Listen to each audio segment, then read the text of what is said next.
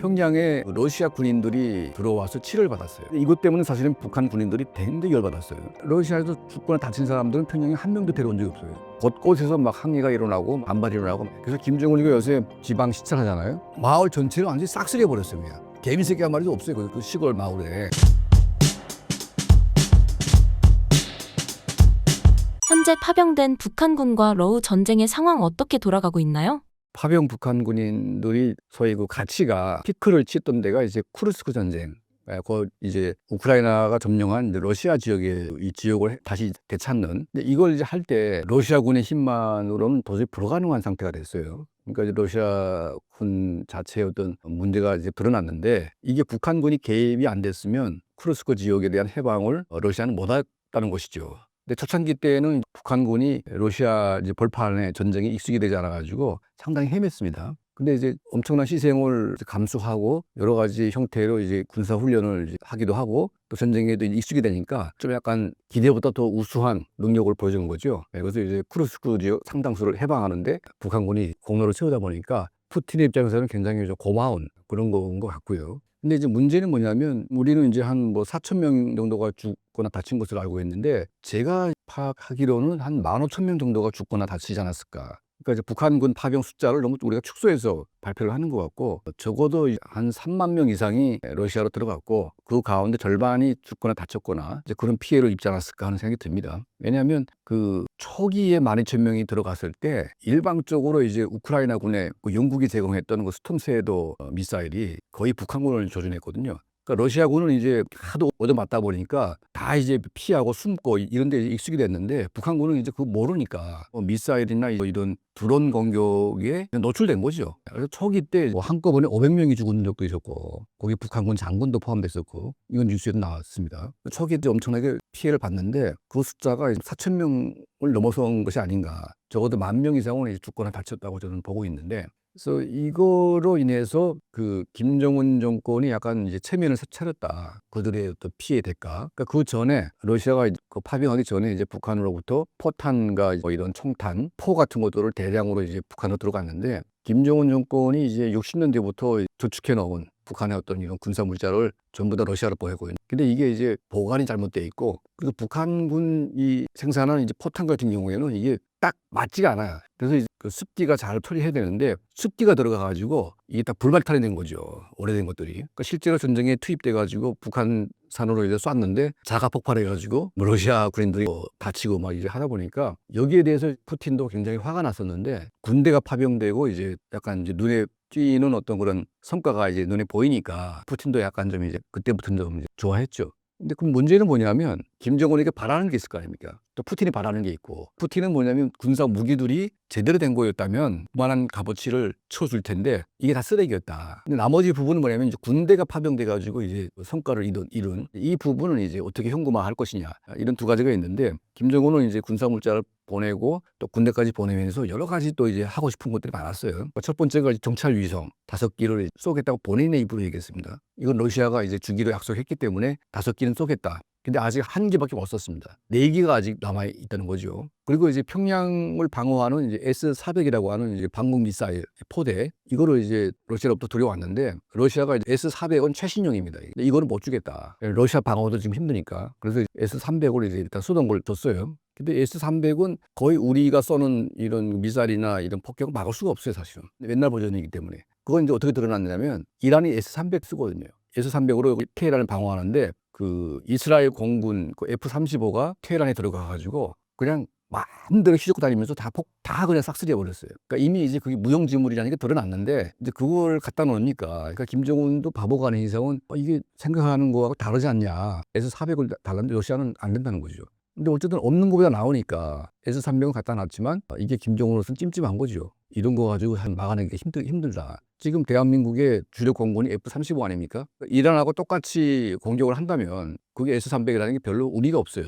그리고 이제 최근에 김정은이 대형 잠수함 먼저 사진을 띄웠는데, 이게 이제 핵잠수함으로 보입니다. 러시아가 핵잠수함 설계도를 북한에 넘겨서 북한이 그거를 건조하고 있는 것이 아닌가. 근데 이제 설계도를 넘겼다고 해서 그 건조 능력이 북한이 있냐 없냐가 중요한데, 이게 건조 과정에도 이제 러시아가 들어가서 기술 이걸 버틸 것인지 이건 잘 모르겠어요. 그러고까지는 아직 파악이 안 되는데 어쨌든 이제 김정은 정권이 그 대형 잠수함을 건조하는 건 보였고 그리고 초음속 미사일들을 북한이 발사했는데 이 초음속 미사일 관련 기술들은 아마 러시아가 상당히 제공한 것으로 지금 보여지고 있습니다. 이제 남은 게 이제 최신형 전투기들 수호 뭐 57기라든지 뭐 이런 전투기가 있는데 여기까지는 아직 러시아가 줄 마음이 없는 것 같아요. 그러니까 수호이 57 같은 경우에는 적어도 한 500억 정도는 하거든요. F-35가 한 3천억 정도 하는데 거기에 뭐 한 5분의 1 정도 가격이 되긴 하지만 그래도 비싸지요. 근데 그 전투기를 만약 돈을 계산해 가지고 준다고 한다면 아무리 북한군이 때로 뭐 와서 죽거나 부상을 당했다고 해도 그게 가격이 있잖아요. 한 명 죽어도 얼마 해가지고 감당이 안 되는 거예요, 사실은. 비행기 한 대 500억이니까. 그래서 김정은은 뭐냐면 군대 막 보내고 했으니까 그냥 이제 돈으로 계산하지 말고 그냥 이제 도와달라. 근데 그게 어떻게 표시가 되냐면 평양에 러시아 군인들이 들어와서 치료를 받았어요. 그 뉴스도 나왔는데 이것 때문에 사실은 북한 군인들이 굉장히 열받았어요. 러시아에서 죽거나 다친 사람들은 평양에 한 명도 데려온 적이 없어요.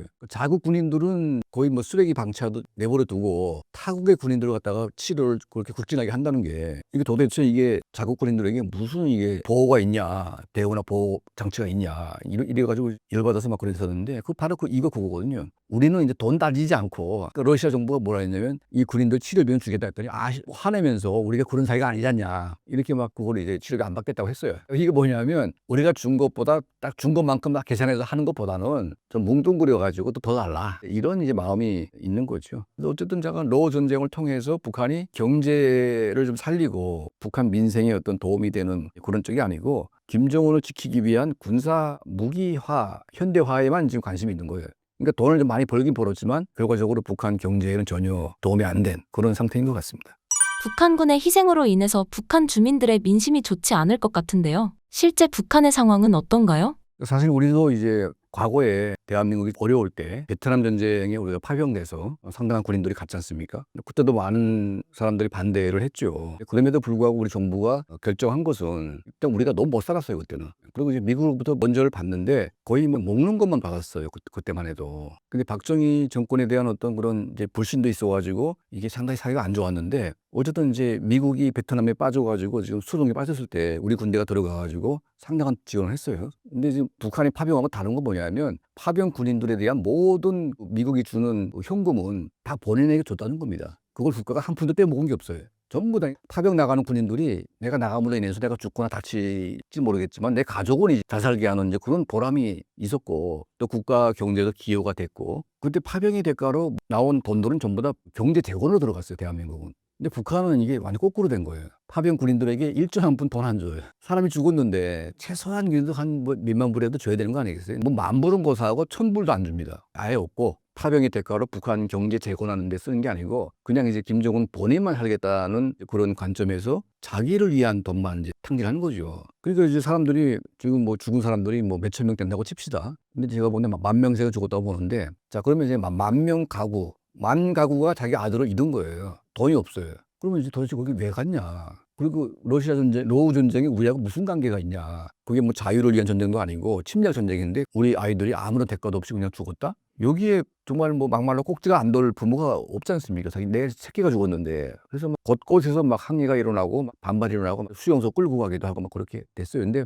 이 군인들이 전부 다 정찰천국 산하의 특수군단 이런 아이들이기 때문에 뽑아간 병사들 보게 되면 힘 있는 집안은 거의 빠지고 한부모라든지 좀 이게 약간 좀 힘이 없는 북한의 집안 아이들을 뽑아가지고 이렇게 갔다는 거예요. 근데 반발하는 수위가 높진 않지만 그래도 이제 북한 곳곳에서 이런 반발의 기운이 늘어나고 있고 이런 계기로 그 러우 전쟁의 결과로 이제 우리가 어떤 혜택을 받았냐 받은 게 아무것도 없기 때문에 북한 인민들이 생각하는 거는 이거는 김정은 본인 살자고 그냥 우리를 대포밥으로 내몰고 자기만을 위한 돋보리를 한 것이지 북한 인민에게 아무런 도움도 안 됐다. 이것 때문에 민심이 굉장히 흉흉하고 또 이제 곳곳에서 막 끼라 같은 게 뿌려지고 막 락서질하고 반항하고 막 이런 것들이 굉장히 지금 많은가 봐요.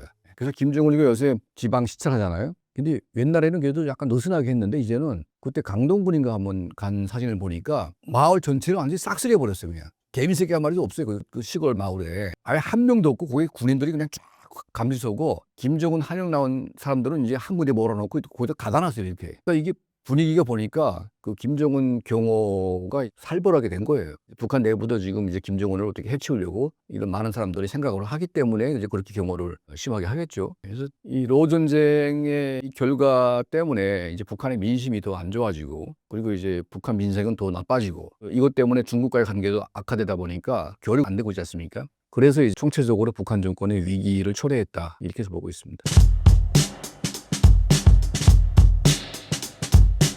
러 우전쟁 파병 북한군 사상 증가가 북한군 사기에 어떤 영향을 미칠까요? 그러한 사실이 전부 여과 없이 공개가 된다면 사회 내에 엄청난 파장을 몰고 올 것이 분명하지만, 현재 북한은 이 파병 사실에 대해서 상당히 관리를 잘하고 있는 모습입니다. 안타깝게도 북한 내부에서는 우리가 기대했던 것만큼의 반발은 일어나지 않고 있고요. 모르겠습니다. 이 파병 나간 병사들은 나중에 다 귀국을 하게 돼서 그들의 어떤 러시아 전장에서 겪었던 경험에 대해서 풀어놓게 된다면 그게 어떤 영향을 미칠지는 모르겠으나, 우리 입장에서는 상당히 불편한 소식은 그들이 승리를 하고 있기 때문에 명분이 생겼다라는 거예요. 만약 패배했으면 아무 의미 없는 전쟁에 내보낸 것도 억울한데, 패하기까지 하면 북한이 얻을 것은 아무것도 없지 않습니까? 하지만 이기고 있기 때문에, 실질적으로 성과를 내고 있기 때문에 북한이 러시아로부터 뜯어낼 수 있는 게 훨씬 더 많아지게 된 것이죠. 그러면 북한은 그걸로 주민들한테 설명을 할 수 있습니다. 김정은이 이렇게도 할 수 있어요. 눈물 몇 방울 흘리면 되죠. 연설하면서 눈물 흘리면서 전사한 병사들에 대해서 너무나 애통한 감정을 느낀다라고 이제 울며불며 호소를 하면서, 하지만 그들의 희생에 의해서 우리가 이런 것들을 가져왔다고 자랑을 해버리면 그걸로도 사람들은 세뇌가 되거든요. 그리고 사실 더 심각한 얘기는 5천 명 정도의 죽음은 북한에서는 아무것도 아닙니다. 고란행군 때 100만 명이 굶어 죽었어도 눈 하나 깜빡하지 않을 북한인데, 5천 명 정도의 죽음으로 북한 사회가 어느 정도 영향을 받을까? 사실 저는 조금 회의적입니다. 어떤 세뇌가 어떻게 진행되길래 많은 사람들의 죽음에도 태어날까요?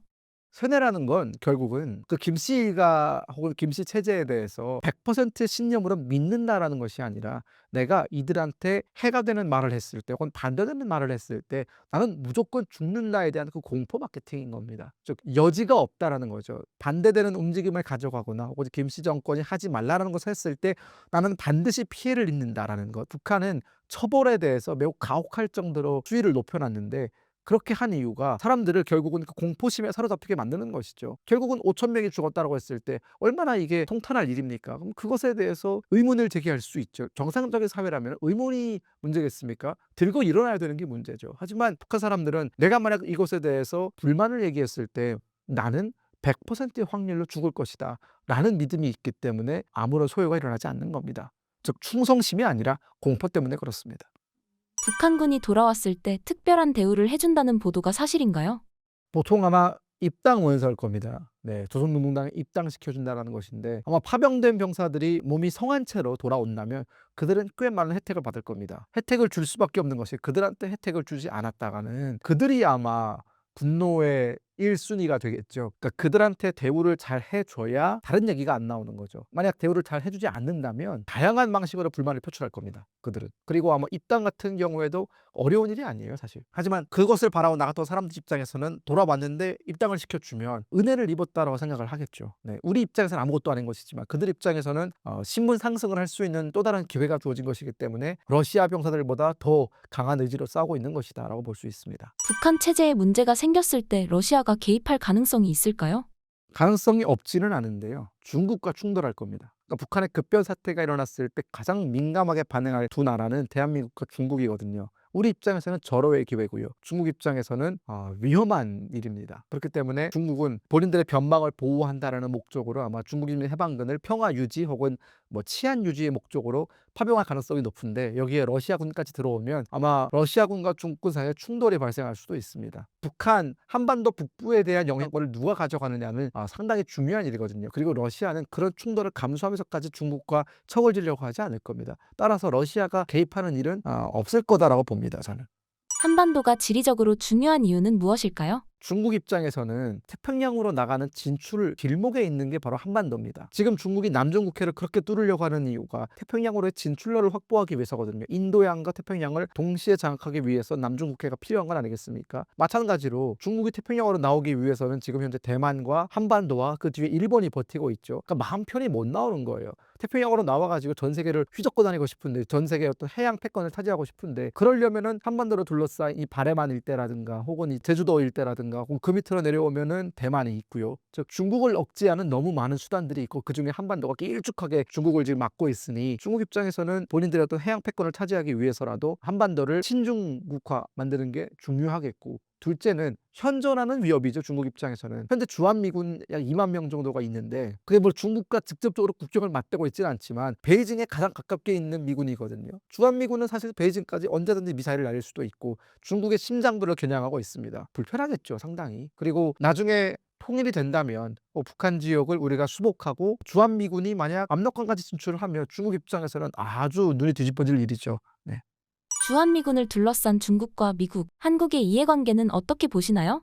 트럼프 정부가 주한미군을 제발 상업적인 용도로 사용하지 않았으면 좋겠다라는 바람이 일단 첫 번째로 있고요. 그리고 우리나라에 어떤 성격의 정부가 들어오든지 간에 주한미군 유지에 대해서는 공통된 입장을 가졌으면 좋겠다가 두 번째 입장입니다. 진보 정부 또는 보수 정부 뭐 앞으로 대선에서 누가 들어올지 모르겠지만 주한미군 문제, 즉 안보 문제만큼 제발 공통된 입장을 가져달라라는 것이고, 지금 트럼프 대통령 입장에서는 이 주한미군을 상업적인 카드로 활용할 의도가 있거든요. 그 부분은 무엇이든지 다 상업적으로 활용할 수 있는 분입니다. 만약 그렇게 됐을 때 우리가 여기에 상업적인 마인드로 함께 움직인다면 정말 주한미군은 철수될 수도 있습니다. 근데 주한미군이 사라지게 되면은 물론 대한민국의 60만 장병, 물론 60만 무너졌지만 대한민국의 국군은 충분히 강합니다. 하지만 미국이 있고 없고는 큰 차이가 있어요. 즉 뭐냐, 한반도에서 전쟁이 발생했을 때 미군이 개입하느냐 안 하느냐 여부는 주한미군이 있을 때 없을 때 정말 크게 차이 나거든요. 주한미군이 없다면, 즉 미국의 실질적인 피해가 발생하지 않는다면 미국은 개입하지 않을 수도 있습니다. 한미상호 방위 조약을 맺었기 때문에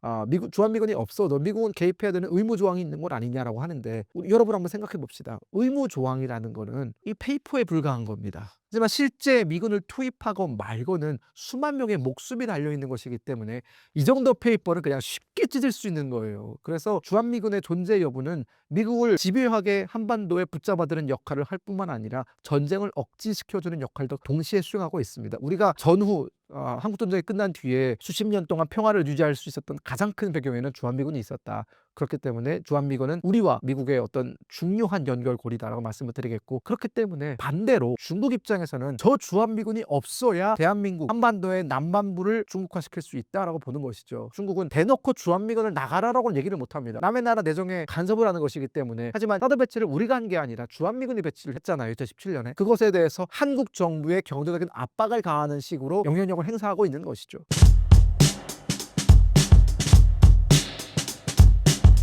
북한의 빈부격차가 크다고 하는데 어느 정도인가요? 북한의 빈부격차, 무엇보다 평양과 지방이라고 생각하면 됩니다. 저는 북한이라고 표현하지 않고 이 북한과 평양을 분리해서 봐야 된다라는 주장을 하는데, 그래서 평양공화국이다라는 표현을 씁니다. 그만큼 평양과 지방의 차이는 엄청나다라고 표현을 해야 될까요? 그거는 저희의 생각과 주장뿐만 아니고 김정은도 직접 인정한 겁니다. 왜냐하면 김정은이 지금 가장 강조하고 있는 게 지방 발전 20승 10 정책인데, 이 지방을 어떻게 표현했냐면 세계적인 낙후성의 대명사, 이 김정은이 표현한 겁니다. 그 정도로 이 북한에서 평양 외에 평양은 사실 말할 것 없죠. 북한 전체적으로 어떤 전기 부족, 식량 부족, 이건 기본적으로 북한 경제의 현실이라고 실태라고 볼 수가 있는데, 그나마 이 평양은 조금 나은 편이고 지방은 기본적으로 사람이 살아갈 수 있는 전기, 주택, 심지어는 식량 자체가 부족한 거니까 이 빈부격차라는 것은 너무나도 이 북한 주민들에게는 고통스러운 일이라고 할 수가 있습니다. 여러분들 이렇게 생각하면 될 것 같습니다. 여러분들 지금 당장 전기가 없다. 어떤 상황이 벌어질 거예요? 핸드폰 사용할 수 없겠죠? 아마 저는 그게 가장 큰 문제라고 생각하는데, 하지만 북한 주민들에게는 전기가 없어서 핸드폰을 사용하지 못한다라는 것뿐만 아니라, 그거는 아예 생각조차 못한다라는 거고요. 24시간 전기가 거의 들어오지 않는 상황을 우리가 상상해 보면 얼마나 열악한 생활에 놓여 있다는 것을 알 수 있겠죠. 또 하나, 여러분들 먹는 거, 우리가 가장 한국 사회에서 지금 살아가면서 행복하다라고 얘기해야 될까요? 기본적으로 우리가 충족되는 거, 세 끼를 다 먹을 수 있다라는 거 아닙니까? 굳이 요즘은 다이어트 때문에 굳이 세 끼까지도 잘 안 드시고 쌀 소비량이 너무 낮아졌다. 쌀이 없어서가 아니잖아요. 쌀은 남아도 옵니다. 우리는 다이어트 때문에 사람들이 밥을 먹지 않거든요. 하지만 북한에서는 먹고 싶어도 먹을 수 있는 식량이 없다라는 사실입니다. 그만큼 빈부격차가 확연히 나타나고 있는데, 또 반대로 평양은 어떻습니까? 뭐 우리가 보통 평양에 선전 영상들을 보면 평양의 제1백화점, 대생백화점 뭐 이런 곳에 명품이 즐비하게 뭐 놓여져 있는 장면도 보이고 있고, 뭐 심지어는 거기에서 호화로운 생활을 하고 있는 모습도 보여주고 있는데, 그만큼 이 평양과 지방의 격차는 뚜렷하다. 그리고 평양에는 그야말로 이 김정은을 중심으로 한 그 핵심 세력들이 있는 곳이니까 그들만의 공화국이라고 표현할 수가 있겠죠. 아직도 전기를 사용하지 못하는 북한 국민이 많은 건가요? 이렇게 비유하면 될 것 같습니다. 세탁기를 사용하지 못하면 어떻게 될까요? 뭐 지금은 건조기까지 이제 나오고 있는데, 자, 세탁기는 당연히 전기가 있어야 되는 거죠. 북한 주민들, 특히 한겨울에도 압록강이나 두만강에 가서 빨래를 하고 있는 여성들을 쉽게 볼 수 있습니다. 왜냐하면 전기가 없으니까 당연히 세탁기를 돌릴 수도 없고, 또 세탁기를 살 수 있는 경제적인 상황이 안 된다라는 거죠. 아니, 전기가 없는데 세탁기를 어떻게 돌리겠습니까? 그러니 결국은 뭐 수백 미터나 되는 강변까지 가서 빨래를 해야 되는 거고, 한겨울에 그거를 또 말리려면 얼마나 고통스럽겠습니까? 또 이 기본적으로 전기가 없다라는 것은 생활 자체가 어렵다라는 거죠. 뭐 밥을 하려고 해도 당장 전기밥은 못 돌리잖아요. 여러분들 지금 그냥 전기를 정말 1시간만 안 쓰면 북한 주민들이 어떻게 살아가고 있는지를 체험해 볼 수 있을 것 같아요. 정말 너무나도 불편한 정도가 아니겠죠. 사람이 살아갈 수 없는 구조인 거고, 또 전기가 없다라는 거는 기본적으로 생활도 그렇지만 사람이 누릴 수 있는 어떤 이 사회적인 활동 자체가 불가하다라고 보면 됩니다. 하지만 며칠 전에 나왔던 뭐 북한의 그 평양에서 화성지구 3단계 산림집 준공식에 보면 정말 평양의, 야, 정말 저렇게 화려할 정도로 레이저로 화려한 조명으로 장식을 해놓은 걸 볼 수가 있습니다. 그걸 보면서 또 많은 분들이 야, 뭐 북한에 전기 없는데 저렇게 뭐 화려하게 잘 사네 이렇게 생각할 수 있지만, 그건 그야말로 준공식 때 한 행사기 때문에 모든 전기를 다 집중적으로 줬겠죠. 우리 탈북민들 증언 들어보면 24시간 중에 전기가 공급될 때가 있다, 이렇게 표현하잖아요. 그 얘기는 24시간 상시적으로 자기가 원할 때 전기가 들어오는 게 아니라는 거예요. 북한 당국이 전기를 보내줄 때 그나마 그때 잠깐 뭐라도 할 수 있다라는 거죠. 그만큼 이 북한의 전기 사정, 전력 사정 어렵고, 그건 고스란히 북한 주민들의 고통으로 다가온다라는 거죠. 북한 주민들은 왜 김정은에게 저항하지 않나요? 많은 분들이 왜 북한에서는 시위를 하지 않을까, 또 북한 주민들은 저렇게 어렵게 살면서 왜 저항하지 않을까라는 질문을 많이 합니다. 하지만 우리가 모르고 있지만 북한 주민들이 저항하고 있지 않을까요? 단지 세상에 지금 알려지지 않을 뿐이라는 거죠. 자, 탈북민들의 증언들이나 북한 내부에서 보면 이제 북한 주민들에게는 악밖에 남지 않았다라고 얘기합니다. 심지어는 전쟁이라도 콱 났으면 좋겠다 이렇게 표현을 하죠. 아니, 전쟁을 원하는 사람이 누가 있겠습니까? 그 정도로 북한 주민들의 이 살아가는 상태, 북한 주민들의 삶이 너무나도 어렵다라는 거죠. 하지만 가장 중요한 건 시위를 대규모로 조직할 수 있는 조직력이나, 또는 이 시위를 했을 경우에는 3대가 멸족될 수 있는 공포감이 있습니다. 아니, 북한에서 말 한마디, 심지어는 최고 지도자의 우상화를 위해서 만들어 놓은 모자이크 벽화나 영생탑이나 이런 걸 보면서 뭐 손가락질 하거나 욕만 해도 3대가 멸족될 수 있다는 그런 공포감이 있으니까 북한 주민들이 야, 우리 지금부터 우리 정권에 저렇게 우리를 못 살게 하고 어렵게 하는데, 자, 우리 시위하자, 이렇게 주도할 수 있는 세력들이 없다라는 거죠. 하지만 장마당이 있지 않습니까? 북한에서 장마당은 지금 북한 사회 변화의 가장 핵심적인 곳입니다. 심지어는 장마당 세대라고까지 표현을 하지 않습니까? 이 장마당에서 만약에 자기가 장사를 하고 있는데 그걸 뭐 북한 당국의 단속원이 와서 강제로 빼앗거나 하면 거기에서 저항하는 모습들이 나타나고 있다라는 거죠. 그러니까 우리가 생각하는 대규모 조직적인 시위나 저항은 일어나지 않지만 북한 주민들이 이제 북한 당국에 대해서 자신들의 저항을 어느 정도 표출하고 있다라는 점이 중요할 것 같습니다. 또 하나, 세조선이라는 지하 조직이죠. 여러분들 이 유튜브를 통해서 공개가 된 적이 있는데 뭐 북한 내부에서 김일성 사적지에다가 먹물을 뿌리는 장면까지 얼마 전에 공개가 됐지 않습니까? 저는 그거 진위 여부가 뭐 여러 가지 논란이 있긴 하지만 저는 그게 사실이라고 보고 있고 북한 내부에서 이렇게 자생적인 지하 비밀 조직들이 생겨나고 있다라는 점에 저는 굉장히 큰 변화의 포인트가 있다고 생각을 합니다. 그래서 어떻게 하면 이 북한 주민들을 깨울 수 있고 그들의 눈과 귀를 열어주기 위해서 어떻게 해야 될 것인가를 고민해야 된다라는 거죠. 북한 변화의 중요한 임계점에 저는 다다랐다라고 생각을 합니다. 북한이 세습 체제를 유지할 수 있는 가장 핵심적 이유는 무엇이라고 보시나요? 북한 체제를 유지할 수 있는 가장 큰 동력은 저는 여전한 사상 통제와 억압이라고 생각을 합니다. 북한의 어릴 때 아이들에게 계속해서 사상을 주입하고 있고 또 무엇보다 이 조직 생활을 하지 않습니까? 한 인간이 태어나서 죽을 때까지 반드시 조직 안에 가입이 되어 있습니다. 그리고 그 조직은 오로지 최고 지도자에게 충성을 하는 단체와 조직으로 되어 있다라는 거죠. 이러한 하나의 연결고리가 북한 체제를 유지시킬 수 있는 하나의 동력이 되는 거고 또 우리가 뭐 너무나도 잘 알고 있는 북한의 보위부 정말 옆에 있는 누가 감시원인지를 알지 못한다라고 할 정도로 촘촘하게 짜여있는 감시 체제, 국간 체제를 움직이고 있는 하나의 시스템이라고 할 수가 있겠죠. 하지만 저는 이 시스템이 점점 균열되고 있고 그 틈새가 발생하고 있다고 생각을 합니다. 가장 큰 예로 여러분들 북한에서는 생활총화를 합니다. 생활총화가 다른 게 아니고 같은 조직 안에 있는 사람을 끊임없이 비판하고 잘못을 들춰내는 거죠. 그런데 이 장마당 세대라고 하는 젊은 세대들이 이 생활총화를 서로 짜고 한다라는 거죠. 오늘은 내가 널 비판할 테니까 내일은 네가 나를 비판해라 이런 식으로.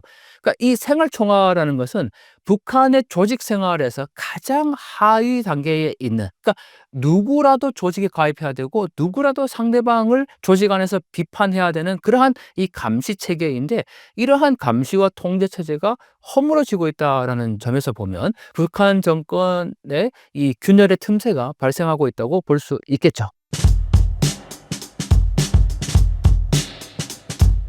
현재 파병된 북한군과 러우 전쟁의 상황 어떻게 돌아가고 있나요? 파병 북한 군인들이 소위 그 가치가 피크를 치던 데가 이제 쿠르스크 전쟁. 그 이제 우크라이나가 점령한 이제 러시아 지역의 이 지역을 다시 되찾는. 근데 이걸 이제 할 때 러시아군의 힘만으로는 도저히 불가능한 상태가 됐어요. 그러니까 이제 러시아군 자체의 어떤 문제가 이제 드러났는데 이게 북한군이 개입이 안 됐으면 쿠르스크 지역에 대한 해방을 러시아는 못했다는 것이죠. 근데 초창기 때는 북한군이 러시아 이제 벌판의 전쟁에 익숙이 되지 않아가지고 상당히 헤맸습니다. 근데 이제 엄청난 희생을 감수하고 여러 가지 형태로 이제 군사 훈련을 이제 하기도 하고 또 전쟁에도 익숙이 되니까 좀 약간 기대보다 더 우수한 능력을 보여준 거죠. 그래서 이제 쿠르스크 지역 상당수를 해방하는데 북한군이 공로를 세우다 보니까 푸틴의 입장에서는 굉장히 좀 고마운 그런 건 것 같고요. 근데 이제 문제는 뭐냐면 우리는 이제 한 뭐 4천 명 정도가 죽거나 다친 것으로 알고 있는데 제가 파악하기로는 한 15,000명 정도가 죽거나 다치지 않았을까. 그러니까 이제 북한군 파병 숫자를 너무 우리가 축소해서 발표를 하는 것 같고 적어도 한 3만 명 이상이 러시아로 들어갔고 그 가운데 절반이 죽거나 다쳤거나 이제 그런 피해를 입지 않았을까 하는 생각이 듭니다. 왜냐하면 그 초기에 12,000명이 들어갔을 때 일방적으로 이제 우크라이나군에 그 영국이 제공했던 그 스톰새도 미사일이 거의 북한군을 조준했거든요.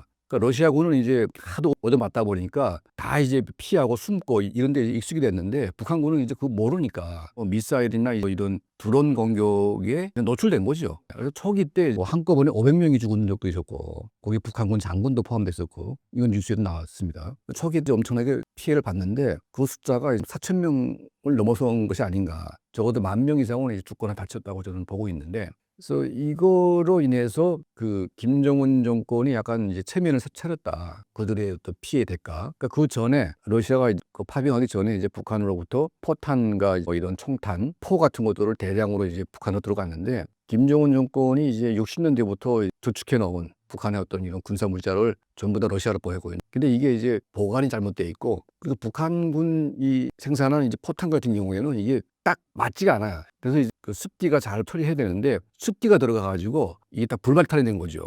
오래된 것들이. 그러니까 실제로 전쟁에 투입돼가지고 북한 산으로 이제 쐈는데 자가 폭발해가지고 뭐 러시아 군인들이 다치고 막 이제 하다 보니까 여기에 대해서 푸틴도 굉장히 화가 났었는데 군대가 파병되고 이제 약간 이제 눈에 띄는 어떤 그런 성과가 이제 눈에 보이니까 푸틴도 약간 좀 이제 그때부터는 좀 이제 좋아했죠. 근데 그 문제는 뭐냐면 김정은에게 바라는 게 있을 거 아닙니까? 또 푸틴이 바라는 게 있고 푸틴은 뭐냐면 군사 무기들이 제대로 된 거였다면 그만한 값어치를 쳐줄 텐데 이게 다 쓰레기였다. 근데 나머지 부분은 뭐냐면 이제 군대가 파병돼 가지고 이제 성과를 이룬 이 부분은 이제 어떻게 현금화할 것이냐 이런 두 가지가 있는데 김정은은 이제 군사 물자를 보내고 또 군대까지 보내면서 여러 가지 또 이제 하고 싶은 것들이 많았어요. 첫 번째가 정찰 위성 5기를 쏘겠다고 본인의 입으로 얘기했습니다. 이건 러시아가 이제 주기로 약속했기 때문에 5기는 쏘겠다. 근데 아직 1기밖에 못 썼습니다. 4기가 아직 남아 있다는 거죠. 그리고 이제 평양을 방어하는 이제 S-400이라고 하는 이제 방공 미사일 포대 이거를 이제 러시아로부터 들여왔는데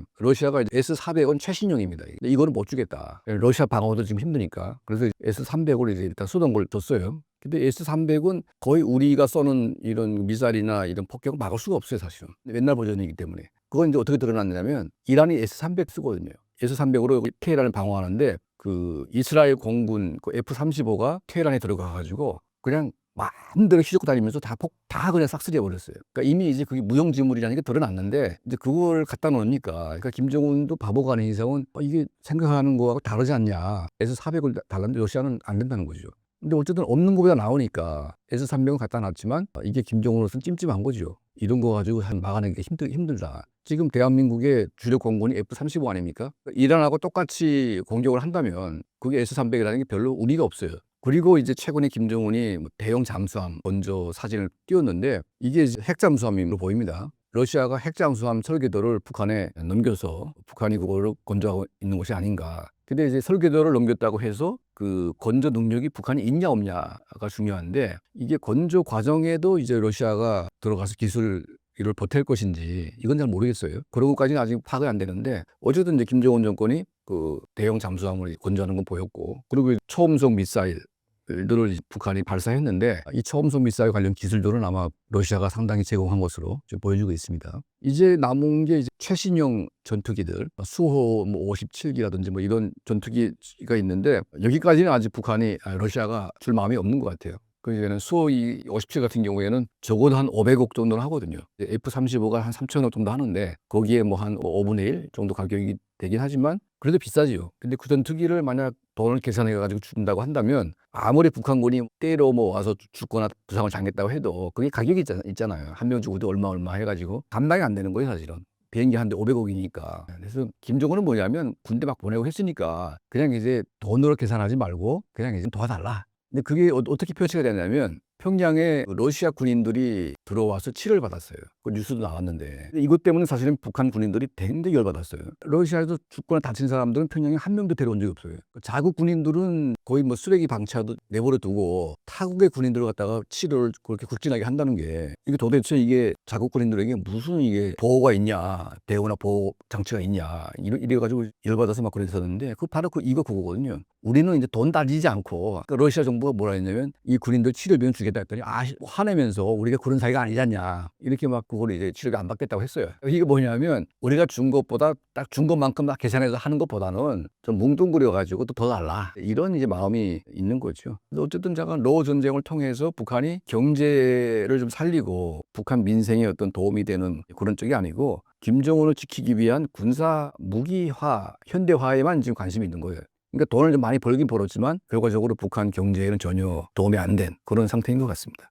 북한군의 희생으로 인해서 북한 주민들의 민심이 좋지 않을 것 같은데요. 실제 북한의 상황은 어떤가요? 사실 우리도 이제 과거에 대한민국이 어려울 때 베트남 전쟁에 우리가 파병돼서 상당한 군인들이 갔지 않습니까? 그때도 많은 사람들이 반대를 했죠. 그럼에도 불구하고 우리 정부가 결정한 것은 일단 우리가 너무 못 살았어요, 그때는. 그리고 이제 미국으로부터 먼저를 받는데 거의 뭐 먹는 것만 받았어요, 그때만 해도. 근데 박정희 정권에 대한 어떤 그런 이제 불신도 있어가지고 이게 상당히 사이가 안 좋았는데 어쨌든 이제 미국이 베트남에 빠져가지고 지금 수동에 빠졌을 때 우리 군대가 들어가가지고 상당한 지원을 했어요. 근데 지금 북한이 파병하고 다른 건 뭐냐면 파병 군인들에 대한 모든 미국이 주는 현금은 다 본인에게 줬다는 겁니다. 그걸 국가가 한 푼도 떼먹은 게 없어요. 전부 다 파병 나가는 군인들이 내가 나감으로 인해서 내가 죽거나 다칠지 모르겠지만 내 가족은 이제 잘 살게 하는 이제 그런 보람이 있었고 또 국가 경제도 기여가 됐고 그때 파병의 대가로 나온 돈들은 전부 다 경제 재건으로 들어갔어요, 대한민국은. 근데 북한은 이게 완전 거꾸로 된 거예요. 파병 군인들에게 일전 한 푼 돈 안 줘요. 사람이 죽었는데 최소한 그래도 한 뭐 몇만 불이라도 줘야 되는 거 아니겠어요? 뭐 만 불은 고사하고 천 불도 안 줍니다. 아예 없고 파병의 대가로 북한 경제 재건하는 데 쓰는 게 아니고 그냥 이제 김정은 본인만 살겠다는 그런 관점에서 자기를 위한 돈만 이제 탕진하는 거죠. 그러니까 이제 사람들이 지금 뭐 죽은 사람들이 뭐 몇천 명 된다고 칩시다. 근데 제가 보면 막 만 명세가 죽었다고 보는데 자 그러면 이제 만 명 가구 만 가구가 자기 아들을 잃은 거예요. 돈이 없어요. 그러면 이제 도대체 거기 왜 갔냐? 그리고 러시아 전쟁, 노후 전쟁이 우리하고 무슨 관계가 있냐? 그게 뭐 자유를 위한 전쟁도 아니고 침략 전쟁인데 우리 아이들이 아무런 대가도 없이 그냥 죽었다? 여기에 정말 뭐 막말로 꼭지가 안 돌 부모가 없지 않습니까? 자기 내 새끼가 죽었는데 그래서 막 곳곳에서 막 항의가 일어나고 막 반발이 일어나고 막 수용소 끌고 가기도 하고 막 그렇게 됐어요. 근데 이 군인들이 전부 다 정찰천국 산하의 특수군단 이런 아이들이기 때문에 뽑아간 병사들 보게 되면 힘 있는 집안은 거의 빠지고 한부모라든지 좀 이게 약간 좀 힘이 없는 북한의 집안 아이들을 뽑아가지고 이제 갔다는 거예요. 근데 반발하는 수위가 높진 않지만 그래도 이제 북한 곳곳에서 이런 반발의 기운이 늘어나고 있고 이런 계기로 이제 그 러일 전쟁의 결과로 이제 우리가 어떤 혜택을 받았냐 받은 게 아무것도 없기 때문에 북한 인민들이 생각하는 거는 이거는 김정은 본인 살자고 그냥 우리를 대포밥으로 내몰고 자기만을 위한 돋보리를 한 것이지 북한 인민에게 아무런 도움도 안 됐다. 이것 때문에 민심이 굉장히 흉흉하고 또 이제 곳곳에서 막 끼라 같은 게 뿌려지고 막 락서질하고 뭐 반항하고 막 이런 것들이 굉장히 지금 많은가 봐요. 그래서 김정은이가 요새 지방 시찰하잖아요. 근데 옛날에는 그래도 약간 느슨하게 했는데 이제는 그때 강동군인가 한번 간 사진을 보니까 마을 전체를 완전히 싹쓸이해 버렸어요. 그냥 개미 새끼 한 마리도 없어요. 그 시골 마을에 아예 한 명도 없고 거기 군인들이 그냥 쫙 감지서고 김정은 한영 나온 사람들은 이제 한 군데 몰아놓고 거기다 가다놨어요. 이렇게. 그러니까 이게 분위기가 보니까 그 김정은 경호가 살벌하게 된 거예요. 북한 내부도 지금 이제 김정은을 어떻게 해치우려고 이런 많은 사람들이 생각을 하기 때문에 이제 그렇게 경호를 심하게 하겠죠. 그래서 이 러일 전쟁의 이 결과 때문에 이제 북한의 민심이 더 안 좋아지고 그리고 이제 북한 민생은 더 나빠지고 이것 때문에 중국과의 관계도 악화되다 보니까 교류가 안 되고 있지 않습니까? 그래서 이제 총체적으로 북한 정권의 위기를 초래했다 이렇게 해서 보고 있습니다. 러우전쟁 파병 북한군 사상 증가가 북한군 사기에 어떤 영향을 미칠까요? 그러한 사실이 전부 여과 없이 공개가 된다면 사회 내에 엄청난 파장을 몰고 올 것이 분명하지만 현재 북한은 이 파병 사실에 대해서 상당히 관리를 잘하고 있는 모습입니다. 안타깝게도 북한 내부에서는 우리가 기대했던 것만큼의 반발은 일어나지 않고 있고요. 모르겠습니다. 이 파병 나간 병사들은 나중에 다 귀국을 하게 돼서 그들의 어떤 러시아 전장에서 겪었던 경험에 대해서 풀어놓게 된다면 그게 어떤 영향을 미칠지는 모르겠으나 우리 입장에서는 상당히 불편한 소식은 그들이 승리를 하고 있기 때문에 명분이 생겼다라는 거예요. 만약 패배했으면 아무 의미 없는 전쟁에 내보낸 것도 억울한데 패하기까지 하면 북한이 얻을 것은 아무것도 없지 않습니까? 하지만 이기고 있기 때문에 실질적으로 성과를 내고 있기 때문에 북한이 러시아로부터 뜯어낼 수 있는 게 훨씬 더 많아지게 된 것이죠. 그러면 북한은 그걸로 주민들한테 설명을 할 수 있습니다. 김정은이 이렇게도 할 수 있어요. 눈물 몇 방울 흘리면 되죠. 연설하면서 눈물 흘리면서 전사한 병사들에 대해서 너무나 애통한 감정을 느낀다라고 이제 울며불며 호소를 하면서 하지만 그들의 희생에 의해서 우리가 이런 것들을 가져왔다고 자랑을 해버리면 그걸로도 사람들은 세뇌가 되거든요. 그리고 사실 더 심각한 얘기는 5천 명 정도의 죽음은 북한에서는 아무것도 아닙니다. 고난행군 때 100만 명이 굶어 죽었어도 눈 하나 깜빡하지 않은 북한인데 5천 명 정도의 죽음으로 북한 사회가 어느 정도 영향을 받을까? 사실 저는 조금 회의적입니다. 어떤 세뇌가 어떻게 진행되길래 많은 사람들의 죽음에도 태어날까요? 세뇌라는 건 결국은 그 김씨가 혹은 김씨 체제에 대해서 100% 신념으로 믿는다라는 것이 아니라 내가 이들한테 해가 되는 말을 했을 때 혹은 반대되는 말을 했을 때 나는 무조건 죽는다에 대한 그 공포 마케팅인 겁니다. 즉 여지가 없다라는 거죠. 반대되는 움직임을 가져가거나 혹은 김씨 정권이 하지 말라는 것을 했을 때 나는 반드시 피해를 입는다라는 것. 북한은 처벌에 대해서 매우 가혹할 정도로 수위를 높여놨는데 그렇게 한 이유가 사람들을 결국은 그 공포심에 사로잡히게 만드는 것이죠. 결국은 5천 명이 죽었다고 했을 때 얼마나 이게 통탄할 일입니까? 그럼 그것에 대해서 의문을 제기할 수 있죠. 정상적인 사회라면 의문이 문제겠습니까? 들고 일어나야 되는 게 문제죠. 하지만 북한 사람들은 내가 만약 이것에 대해서 불만을 얘기했을 때 나는 100%의 확률로 죽을 것이다 라는 믿음이 있기 때문에 아무런 소요가 일어나지 않는 겁니다. 즉 충성심이 아니라 공포 때문에 그렇습니다. 북한군이 돌아왔을 때 특별한 대우를 해준다는 보도가 사실인가요? 보통 아마 입당 원서일 겁니다. 네, 조선노동당에 입당시켜준다는 것인데 아마 파병된 병사들이 몸이 성한 채로 돌아온다면 그들은 꽤 많은 혜택을 받을 겁니다. 혜택을 줄 수밖에 없는 것이 그들한테 혜택을 주지 않았다가는 그들이 아마 분노의 1순위가 되겠죠. 그러니까 그들한테 대우를 잘 해줘야 다른 얘기가 안 나오는 거죠. 만약 대우를 잘 해주지 않는다면 다양한 방식으로 불만을 표출할 겁니다. 그들은. 그리고 아마 입당 같은 경우에도 어려운 일이 아니에요, 사실. 하지만 그것을 바라고 나갔던 사람들 입장에서는 돌아왔는데 입당을 시켜주면 은혜를 입었다라고 생각을 하겠죠. 네, 우리 입장에서는 아무것도 아닌 것이지만 그들 입장에서는 신분 상승을 할 수 있는 또 다른 기회가 주어진 것이기 때문에 러시아 병사들보다 더 강한 의지로 싸우고 있는 것이다라고 볼 수 있습니다. 북한 체제에 문제가 생겼을 때 러시아가 개입할 가능성이 있을까요? 가능성이 없지는 않은데요. 중국과 충돌할 겁니다. 그러니까 북한의 급변 사태가 일어났을 때 가장 민감하게 반응할 두 나라는 대한민국과 중국이거든요. 우리 입장에서는 절호의 기회고요. 중국 입장에서는 위험한 일입니다. 그렇기 때문에 중국은 본인들의 변방을 보호한다라는 목적으로 아마 중국인민 해방군을 평화 유지 혹은 치안 유지의 목적으로 파병할 가능성이 높은데 여기에 러시아군까지 들어오면 아마 러시아군과 중국군 사이에 충돌이 발생할 수도 있습니다. 북한 한반도 북부에 대한 영향권을 누가 가져가느냐는 상당히 중요한 일이거든요. 그리고 러시아는 그런 충돌을 감수하면서까지 중국과 척을 지려고 하지 않을 겁니다. 따라서 러시아가 개입하는 일은 없을 거다라고 봅니다. 저는. 한반도가 지리적으로 중요한 이유는 무엇일까요? 중국 입장에서는 태평양으로 나가는 진출 길목에 있는 게 바로 한반도입니다. 지금 중국이 남중국해를 그렇게 뚫으려고 하는 이유가 태평양으로의 진출로를 확보하기 위해서거든요. 인도양과 태평양을 동시에 장악하기 위해서 남중국해가 필요한 건 아니겠습니까? 마찬가지로 중국이 태평양으로 나오기 위해서는 지금 현재 대만과 한반도와 그 뒤에 일본이 버티고 있죠. 그러니까 마음 편히 못 나오는 거예요. 태평양으로 나와가지고 전 세계를 휘젓고 다니고 싶은데 전 세계의 어떤 해양 패권을 차지하고 싶은데 그러려면은 한반도를 둘러싸인 이 바레만 일대라든가 혹은 이 제주도 일대라든가 혹은 그 밑으로 내려오면은 대만이 있고요. 즉 중국을 억제하는 너무 많은 수단들이 있고 그중에 한반도가 길쭉하게 중국을 지금 막고 있으니 중국 입장에서는 본인들의 어떤 해양 패권을 차지하기 위해서라도 한반도를 친중국화 만드는 게 중요하겠고 둘째는 현존하는 위협이죠. 중국 입장에서는 현재 주한미군 약 2만 명 정도가 있는데 그게 중국과 직접적으로 국경을 맞대고 있지는 않지만 베이징에 가장 가깝게 있는 미군이거든요. 주한미군은 사실 베이징까지 언제든지 미사일을 날릴 수도 있고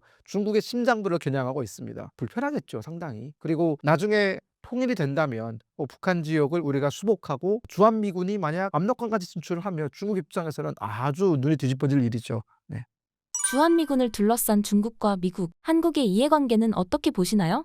트럼프 정부가 주한미군을 제발 상업적인 용도로 사용하지 않았으면 좋겠다라는 바람이 일단 첫 번째로 있고요. 그리고 우리나라에 어떤 성격의 정부가 들어오든지 간에 주한미군 유지에 대해서는 공통된 입장을 가졌으면 좋겠다가 두 번째 입장입니다. 진보 정부 또는 보수 정부 앞으로 대선에서 누가 들어올지 모르겠지만 주한미군 문제, 안보 문제만큼 제발 공통된 입장을 가져달라는 것이고 지금 트럼프 대통령 입장에서는 이 주한미군을 상업적인 카드로 활용할 의도가 있거든요. 그 부분은 무엇이든지 다 상업적으로 활용할 수 있는 분입니다. 만약 그렇게 됐을 때 우리가 여기에 상업적인 마인드로 함께 움직인다면 정말 주한미군은 철수될 수도 있습니다. 근데 주한미군이 사라지게 되면은 물론 대한민국의 60만 장병, 물론 60만 무너졌지만 대한민국의 국군은 충분히 강합니다. 하지만 미국이 있고 없고는 큰 차이가 있어요. 즉 한반도에서 전쟁이 발생했을 때 미군이 개입하느냐 안 하느냐 여부는 주한미군이 있을 때 없을 때 정말 크게 차이 나거든요. 주한미군이 없다면 즉 미국의 실질적인 피해가 발생하지 않는다면 미국은 개입하지 않을 수도 있습니다. 한미상호 방위 조약을 맺었기 때문에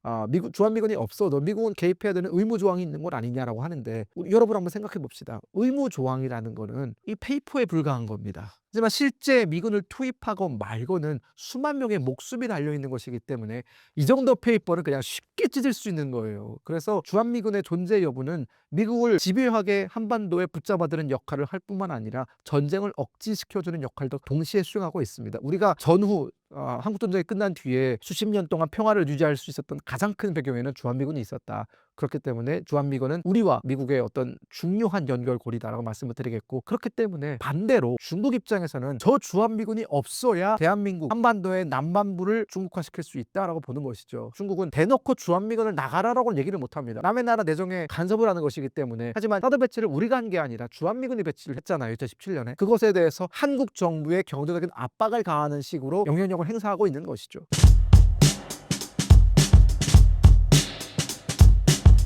북한의 빈부격차가 크다고 하는데 어느 정도인가요?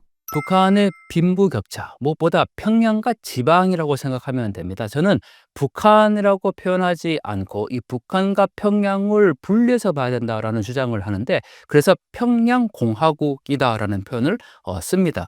그만큼 평양과 지방의 차이는 뭐 엄청나다라고 표현을 해야 될까요? 그거는 저희의 뭐 생각과 주장뿐만 아니고 김정은도 직접 인정한 겁니다. 왜냐하면 김정은이 지금 가장 강조하고 있는 게 지방 발전 20승 10 정책인데, 이 지방을 어떻게 표현했냐면 세계적인 낙후성의 대명사, 이 김정은이 표현한 겁니다. 그 정도로 이 북한에서 평양 외에, 뭐 평양은 사실 말할 것 없죠. 뭐 북한 전체적으로 어떤 전기 부족, 식량 부족, 뭐 이건 기본적으로 북한 경제의 현실이라고, 실태라고 볼 수가 있는데, 그나마 이 평양은 조금 나은 편이고 지방은 기본적으로 사람이 살아갈 수 있는 뭐 전기, 주택, 뭐 심지어는 식량 자체가 부족한 거니까, 이 빈부격차라는 것은 뭐 너무나도 이 북한 주민들에게는 고통스러운 일이라고 할 수가 있습니다. 여러분들 이렇게 생각하면 될 것 같습니다. 여러분들 지금 당장 전기가 없다.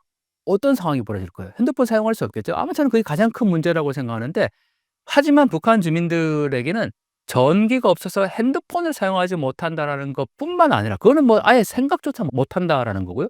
24시간 전기가 거의 들어오지 않는 상황을 우리가 상상해 보면 얼마나 열악한 생활에 놓여 있다는 것을 알 수 있겠죠. 또 하나, 여러분들 먹는 거, 우리가 가장 한국 사회에서 지금 살아가면서 행복하다라고 얘기해야 될까요? 뭐 기본적으로 우리가 충족되는 거, 세 끼를 다 먹을 수 있다라는 거 아닙니까? 뭐 굳이 요즘은 다이어트 때문에 뭐 굳이 세 끼까지도 잘 안 드시고, 쌀 소비량이 뭐 너무 낮아졌다. 쌀이 없어서가 아니잖아요. 쌀은 남아도 옵니다. 우리는 다이어트 때문에 사람들이 밥을 먹지 않거든요. 하지만 북한에서는 먹고 싶어도 먹을 수 있는 식량이 없다라는 사실입니다. 그만큼 빈부격차가 확연히 나타나고 있는데, 또 반대로 평양은 어떻습니까? 뭐 우리가 보통 평양의 선전 영상들을 보면 평양의 제1백화점, 대생백화점 뭐 이런 곳에 명품이 즐비하게 뭐 놓여져 있는 장면도 보이고 있고, 뭐 심지어는 거기에서 호화로운 생활을 하고 있는 모습도 보여주고 있는데, 그만큼 이 평양과 지방의 격차는 뚜렷하다. 그리고 평양에는 그야말로 이 김정은을 중심으로 한 그 핵심 세력들이 있는 곳이니까 그들만의 공화국이라고 표현할 수가 있겠죠. 아직도 전기를 사용하지 못하는 북한 국민이 많은 건가요? 이렇게 비유하면 될 것 같습니다. 세탁기를 사용하지 못하면 어떻게 될까요?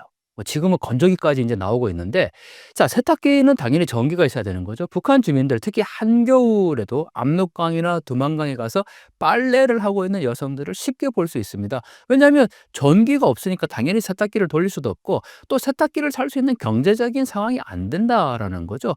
아니, 전기가 없는데 세탁기를 어떻게 돌리겠습니까? 그러니 결국은 뭐 수백 미터나 되는 강변까지 가서 빨래를 해야 되는 거고, 한겨울에 그거를 또 말리려면 얼마나 고통스럽겠습니까?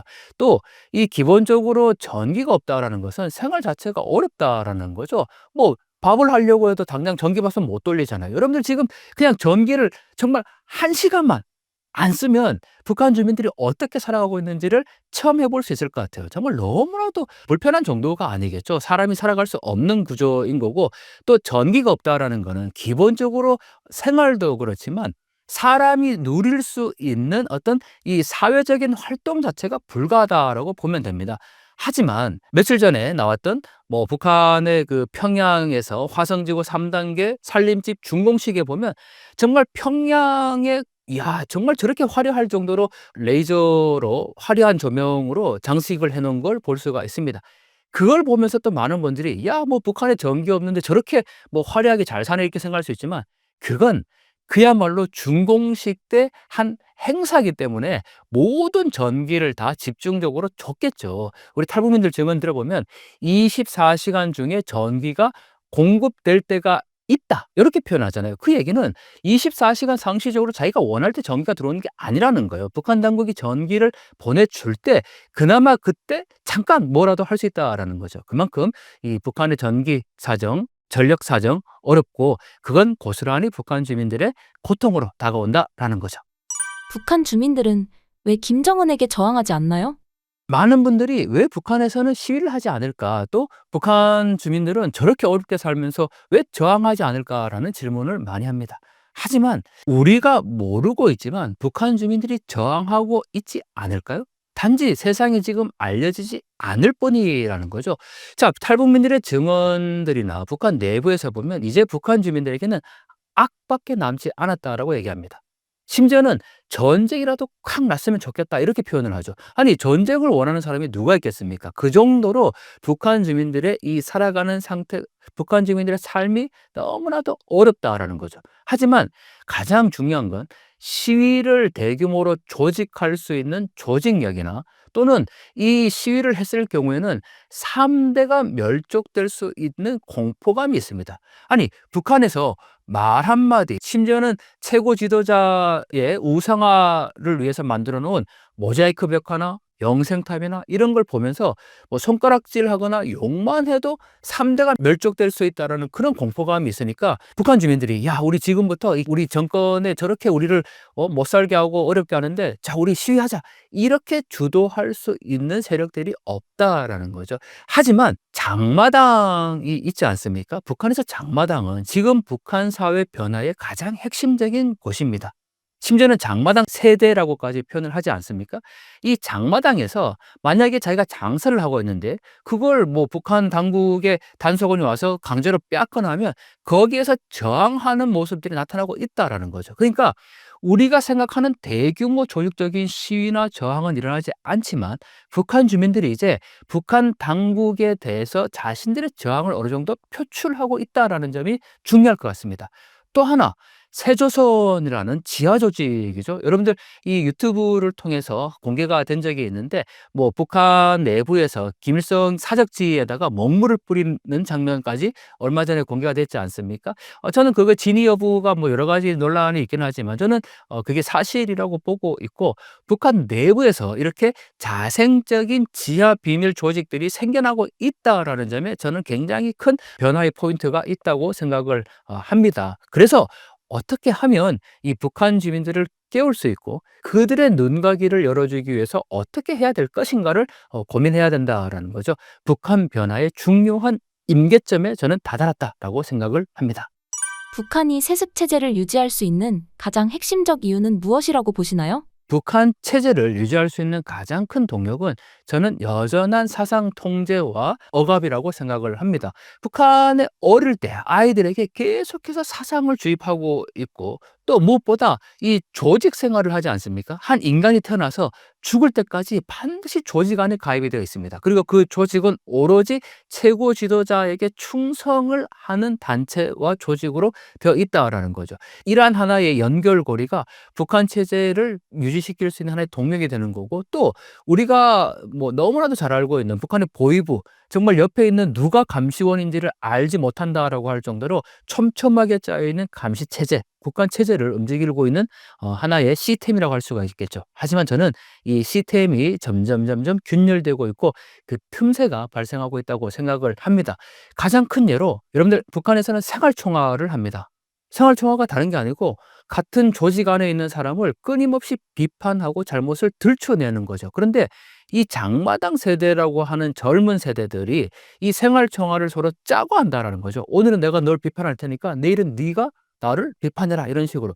그러니까 이 생활총화라는 것은 북한의 조직 생활에서 가장 하위 단계에 있는 그러니까 누구라도 조직에 가입해야 되고 누구라도 상대방을 조직 안에서 비판해야 되는 그러한 이 감시 체계인데 이러한 감시와 통제 체제가 허물어지고 있다라는 점에서 보면 북한 정권의 이 균열의 틈새가 발생하고 있다고 볼 수 있겠죠. 현재 파병된 북한군과 러우 전쟁의 상황 어떻게 돌아가고 있나요? 파병 북한 군인들이 소위 그 가치가 피크를 치던 데가 이제 쿠르스크 전쟁.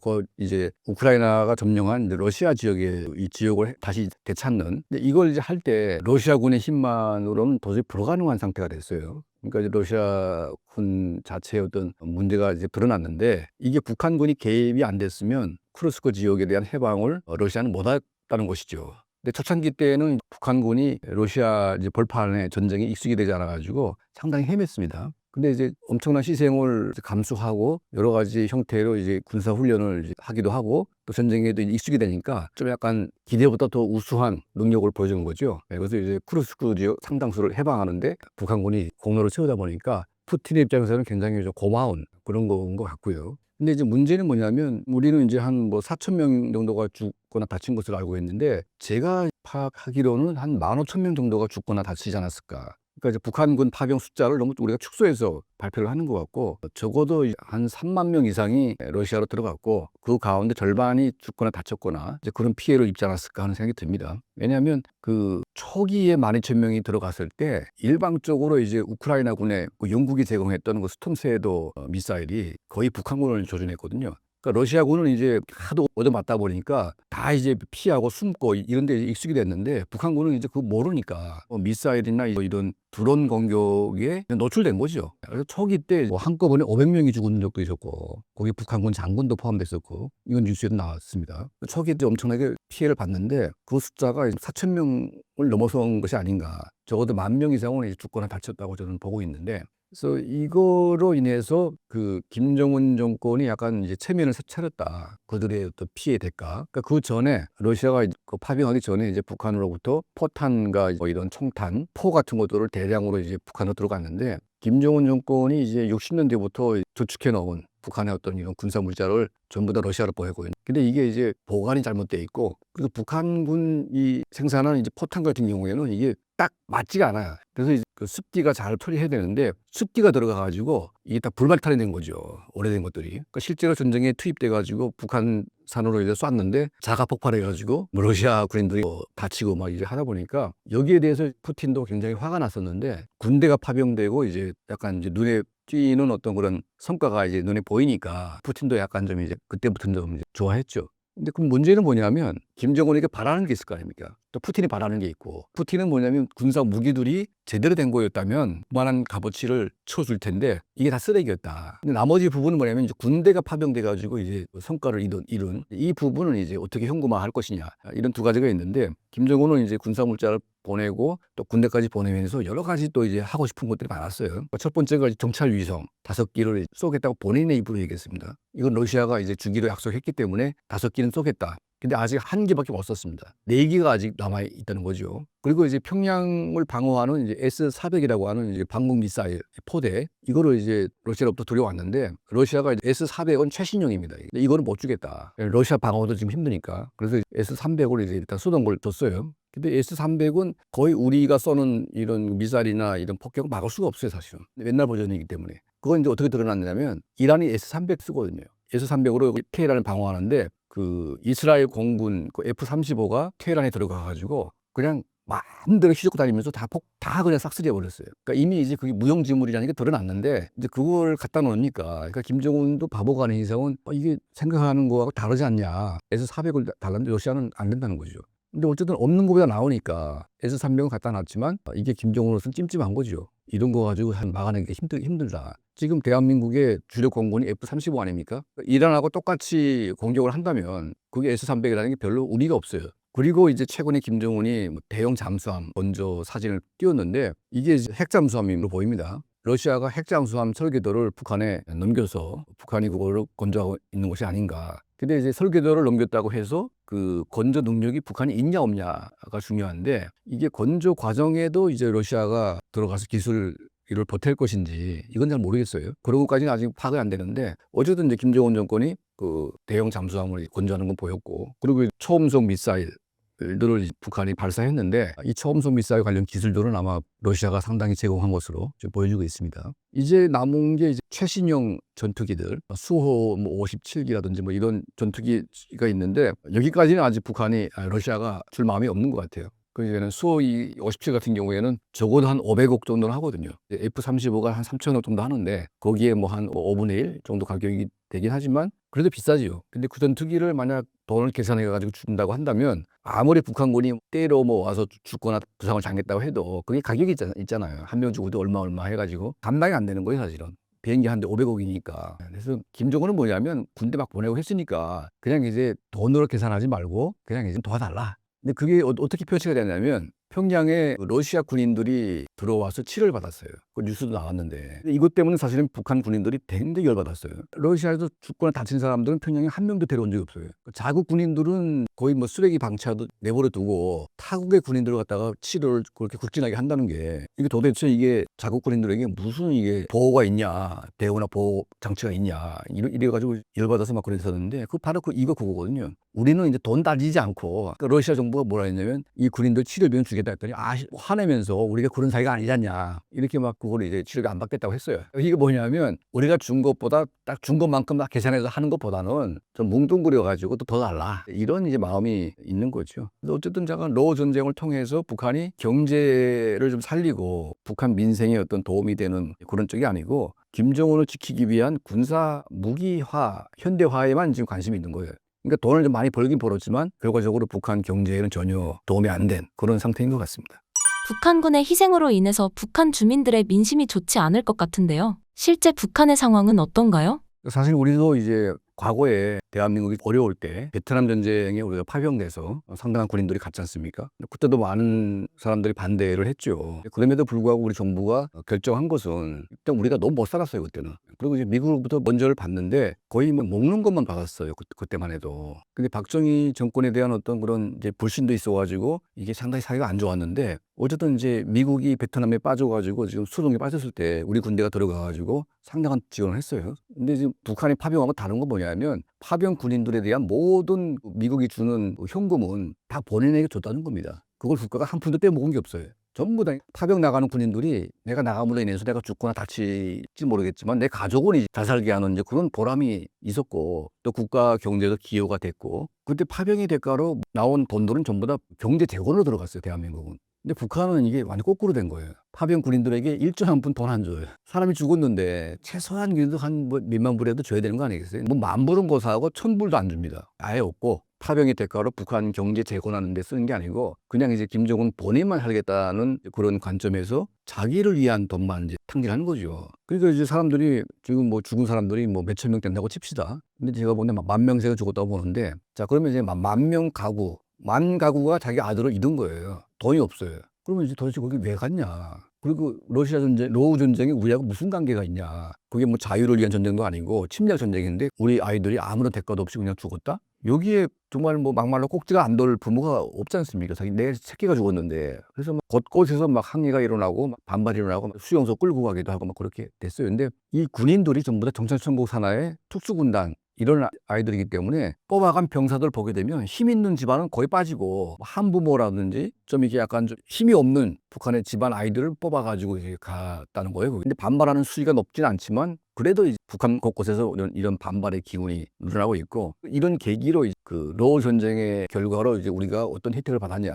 받은 게 아무것도 없기 때문에 북한 인민들이 생각하는 거는 이거는 김정은 본인 살자고 그냥 우리를 대포밥으로 내몰고 자기만을 위한 돋보리를 한 것이지 북한 인민에게는 아무런 도움도 안 됐다. 이것 때문에 민심이 굉장히 흉흉하고 또 이제 곳곳에서 막 삐라 같은 게 뿌려지고 막 락서질하고 반항하고 막 이런 것들이 굉장히 지금 많은가 봐요.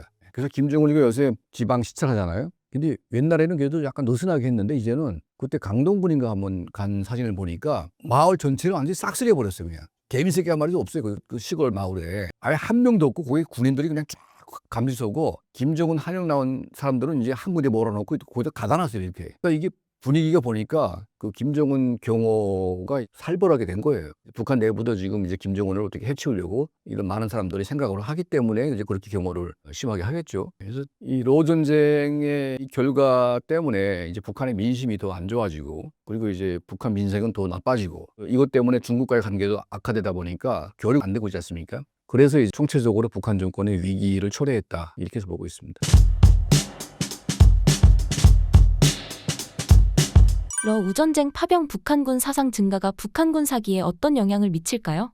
그러한 사실이 전부 여과 없이 공개가 된다면 사회 내에 엄청난 파장을 몰고 올 것이 분명하지만 현재 북한은 이 파병 사실에 대해서 상당히 관리를 잘하고 있는 모습입니다. 안타깝게도 북한 내부에서는 우리가 기대했던 것만큼의 반발은 일어나지 않고 있고요. 모르겠습니다. 이 파병 나간 병사들은 나중에 다 귀국을 하게 돼서 그들의 어떤 러시아 전장에서 겪었던 경험에 대해서 풀어놓게 된다면 그게 어떤 영향을 미칠지는 모르겠으나 우리 입장에서는 상당히 불편한 소식은 그들이 승리를 하고 있기 때문에 명분이 생겼다라는 거예요. 만약 패배했으면 아무 의미 없는 전쟁에 내보낸 것도 억울한데 패하기까지 하면 북한이 얻을 것은 아무것도 없지 않습니까? 하지만 이기고 있기 때문에 실질적으로 성과를 내고 있기 때문에 북한이 러시아로부터 뜯어낼 수 있는 게 훨씬 더 많아지게 된 것이죠. 그러면 북한은 그걸로 주민들한테 설명을 할 수 있습니다. 김정은이 이렇게도 할 수 있어요. 눈물 몇 방울 흘리면 되죠. 연설하면서 눈물 흘리면서 전사한 병사들에 대해서 너무나 애통한 감정을 느낀다라고 이제 울며불며 호소를 하면서 하지만 그들의 희생에 의해서 우리가 이런 것들을 가져왔다고 자랑을 해버리면 그걸로도 사람들은 세뇌가 되거든요. 그리고 사실 더 심각한 얘기는 5천 명 정도의 죽음은 북한에서는 아무것도 아닙니다. 고란행군 때 100만 명이 굶어 죽었어도 눈 하나 깜빡하지 않을 북한인데 5천 명 정도의 죽음으로 북한 사회가 어느 정도 영향을 받을까? 사실 저는 조금 회의적입니다. 어떤 세뇌가 어떻게 진행되길래 많은 사람들의 죽음에도 태어날까요? 세뇌라는 건 결국은 그 김씨가 혹은 김씨 체제에 대해서 100% 신념으로 믿는다라는 것이 아니라 내가 이들한테 해가 되는 말을 했을 때 혹은 반대되는 말을 했을 때 나는 무조건 죽는다에 대한 그 공포 마케팅인 겁니다. 즉 여지가 없다라는 거죠. 반대되는 움직임을 가져가거나 혹은 김씨 정권이 하지 말라라는 것을 했을 때 나는 반드시 피해를 입는다라는 것. 북한은 처벌에 대해서 매우 가혹할 정도로 수위를 높여놨는데 그렇게 한 이유가 사람들을 결국은 그 공포심에 사로잡히게 만드는 것이죠. 결국은 5천 명이 죽었다고 했을 때 얼마나 이게 통탄할 일입니까? 그럼 그것에 대해서 의문을 제기할 수 있죠. 정상적인 사회라면 의문이 문제겠습니까? 들고 일어나야 되는 게 문제죠. 하지만 북한 사람들은 내가 만약 이것에 대해서 불만을 얘기했을 때 나는 100%의 확률로 죽을 것이다 라는 믿음이 있기 때문에 아무런 소요가 일어나지 않는 겁니다. 즉 충성심이 아니라 공포 때문에 그렇습니다. 북한군이 돌아왔을 때 특별한 대우를 해준다는 보도가 사실인가요? 보통 아마 입당 원서일 겁니다. 네, 조선노동당에 입당시켜준다는 것인데 아마 파병된 병사들이 몸이 성한 채로 돌아온다면 그들은 꽤 많은 혜택을 받을 겁니다. 혜택을 줄 수밖에 없는 것이 그들한테 혜택을 주지 않았다가는 그들이 아마 분노의 1순위가 되겠죠. 그러니까 그들한테 대우를 잘 해줘야 다른 얘기가 안 나오는 거죠. 만약 대우를 잘 해주지 않는다면 다양한 방식으로 불만을 표출할 겁니다. 그들은. 그리고 아마 입당 같은 경우에도 어려운 일이 아니에요, 사실. 하지만 그것을 바라고 나갔던 사람들 입장에서는 돌아왔는데 입당을 시켜주면 은혜를 입었다라고 생각을 하겠죠. 네, 우리 입장에서는 아무것도 아닌 것이지만 그들 입장에서는 신분 상승을 할 수 있는 또 다른 기회가 주어진 것이기 때문에 러시아 병사들보다 더 강한 의지로 싸우고 있는 것이다라고 볼 수 있습니다. 북한 체제에 문제가 생겼을 때 러시아가 개입할 가능성이 있을까요? 가능성이 없지는 않은데요. 중국과 충돌할 겁니다. 그러니까 북한의 급변 사태가 일어났을 때 가장 민감하게 반응할 두 나라는 대한민국과 중국이거든요. 우리 입장에서는 절호의 기회고요. 중국 입장에서는 위험한 일입니다. 그렇기 때문에 중국은 본인들의 변방을 보호한다라는 목적으로 아마 중국인민 해방군을 평화 유지 혹은 치안 유지의 목적으로 파병할 가능성이 높은데 여기에 러시아군까지 들어오면 아마 러시아군과 중국군 사이에 충돌이 발생할 수도 있습니다. 북한 한반도 북부에 대한 영향권을 누가 가져가느냐는 상당히 중요한 일이거든요. 그리고 러시아는 그런 충돌을 감수하면서까지 중국과 척을 지려고 하지 않을 겁니다. 따라서 러시아가 개입하는 일은 없을 거다라고 봅니다. 저는. 한반도가 지리적으로 중요한 이유는 무엇일까요? 중국 입장에서는 태평양으로 나가는 진출 길목에 있는 게 바로 한반도입니다. 지금 중국이 남중국해를 그렇게 뚫으려고 하는 이유가 태평양으로의 진출로를 확보하기 위해서거든요. 인도양과 태평양을 동시에 장악하기 위해서 남중국해가 필요한 건 아니겠습니까? 마찬가지로 중국이 태평양으로 나오기 위해서는 지금 현재 대만과 한반도와 그 뒤에 일본이 버티고 있죠. 그러니까 마음 편히 못 나오는 거예요. 태평양으로 나와가지고 전 세계를 휘젓고 다니고 싶은데 전 세계의 어떤 해양 패권을 차지하고 싶은데 그러려면은 한반도를 둘러싸인 이 바레만 일대라든가 혹은 이 제주도 일대라든가 혹은 그 밑으로 내려오면은 대만이 있고요. 즉 중국을 억제하는 너무 많은 수단들이 있고 그중에 한반도가 길쭉하게 중국을 지금 막고 있으니 중국 입장에서는 본인들의 어떤 해양 패권을 차지하기 위해서라도 한반도를 친중국화 만드는 게 중요하겠고 둘째는 현존하는 위협이죠. 중국 입장에서는 현재 주한미군 약 2만 명 정도가 있는데 그게 중국과 직접적으로 국경을 맞대고 있지는 않지만 베이징에 가장 가깝게 있는 미군이거든요. 주한미군은 사실 베이징까지 언제든지 미사일을 날릴 수도 있고 중국의 심장부를 겨냥하고 있습니다. 불편하겠죠, 상당히. 그리고 나중에 통일이 된다면 북한 지역을 우리가 수복하고 주한미군이 만약 압록강까지 진출을 하면 중국 입장에서는 아주 눈이 뒤집어질 일이죠. 네. 주한미군을 둘러싼 중국과 미국, 한국의 이해관계는 어떻게 보시나요? 트럼프 정부가 주한미군을 제발 상업적인 용도로 사용하지 않았으면 좋겠다라는 바람이 일단 첫 번째로 있고요. 그리고 우리나라에 어떤 성격의 정부가 들어오든지 간에 주한미군 유지에 대해서는 공통된 입장을 가졌으면 좋겠다. 그러니까 두 번째 입장입니다. 진보 정부 또는 보수 정부 뭐 앞으로 대선에서 누가 들어올지 모르겠지만 주한미군 문제, 즉 안보 문제만큼 제발 공통된 입장을 가져달라라는 것이고, 지금 트럼프 대통령 입장에서는 이 주한미군을 상업적인 카드로 활용할 의도가 있거든요. 그 부분은 무엇이든지 다 상업적으로 활용할 수 있는 분입니다. 만약 그렇게 됐을 때 우리가 여기에 상업적인 마인드로 함께 움직인다면 정말 주한미군은 철수될 수도 있습니다. 근데 주한미군이 사라지게 되면은 물론 대한민국의 60만 장병, 물론 60만 무너졌지만 대한민국의 국군은 충분히 강합니다. 하지만 미국이 있고 없고는 큰 차이가 있어요. 즉 뭐냐, 한반도에서 전쟁이 발생했을 때 미군이 개입하느냐 안 하느냐 여부는 주한미군이 있을 때 없을 때 정말 크게 차이 나거든요. 주한미군이 없다면, 즉 미국의 실질적인 피해가 발생하지 않는다면 미국은 개입하지 않을 수도 있습니다. 한미상호 방위 조약을 맺었기 때문에 주한미군이 없어도 미국은 개입해야 되는 의무 조항이 있는 건 아니냐라고 하는데, 여러분 한번 생각해 봅시다. 의무 조항이라는 거는 이 페이퍼에 불과한 겁니다. 하지만 실제 미군을 투입하고 말고는 수만 명의 목숨이 달려있는 것이기 때문에 이 정도 페이퍼는 그냥 쉽게 찢을 수 있는 거예요. 그래서 주한미군의 존재 여부는 미국을 집요하게 한반도에 붙잡아두는 역할을 할 뿐만 아니라 전쟁을 억지시켜주는 역할도 동시에 수행하고 있습니다. 우리가 전후 한국전쟁이 끝난 뒤에 수십 년 동안 평화를 유지할 수 있었던 가장 큰 배경에는 주한미군이 있었다. 그렇기 때문에 주한미군은 우리와 미국의 어떤 중요한 연결고리다라고 말씀을 드리겠고, 그렇기 때문에 반대로 중국 입장에서는 저 주한미군이 없어야 대한민국 한반도의 남반부를 중국화시킬 수 있다라고 보는 것이죠. 중국은 대놓고 주한미군을 나가라라고는 얘기를 못합니다. 남의 나라 내정에 간섭을 하는 것이기 때문에. 하지만 사드 배치를 우리가 한 게 아니라 주한미군이 배치를 했잖아요, 2017년에. 그것에 대해서 한국 정부의 경제적인 압박을 가하는 식으로 영향력을 행사하고 있는 것이죠.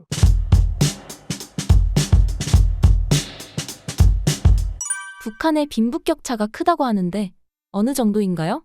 북한의 빈부격차, 무엇보다 평양과 지방이라고 생각하면 됩니다. 저는 북한이라고 표현하지 않고 이 북한과 평양을 분리해서 봐야 된다라는 주장을 하는데, 그래서 평양공화국이다라는 표현을 씁니다.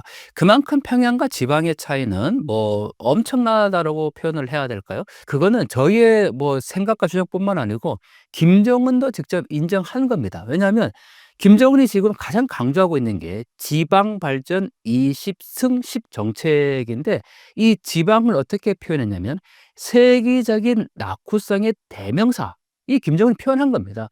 그 정도로 이 북한에서 평양 외에, 뭐 평양도 사실 말할 것 없죠. 뭐 북한 전체적으로 어떤 전기 부족, 식량 부족, 뭐 이건 기본적으로 북한 경제의 현실이라고 실태라고 볼 수가 있는데, 그나마 이 평양은 조금 나은 편이고 지방은 기본적으로 사람이 살아갈 수 있는 뭐 전기, 주택, 뭐 심지어는 식량 자체가 부족한 거니까 이 빈부격차라는 것은 뭐 너무나도 이 북한 주민들에게는 고통스러운 일이라고 할 수가 있습니다. 여러분들 이렇게 생각하면 될 것 같습니다. 여러분들 지금 당장 전기가 없다. 어떤 상황이 벌어질 거예요? 핸드폰 사용할 수 없겠죠? 아마 저는 그게 가장 큰 문제라고 생각하는데, 하지만 북한 주민들에게는 전기가 없어서 핸드폰을 사용하지 못한다라는 것뿐만 아니라, 그거는 뭐 아예 생각조차 못한다라는 거고요. 24시간 전기가 거의 들어오지 않는 상황을 우리가 상상해 보면 얼마나 열악한 생활에 놓여 있다는 것을 알 수 있겠죠. 또 하나, 여러분들 먹는 거, 우리가 가장 한국 사회에서 지금 살아가면서 행복하다라고 얘기해야 될까요?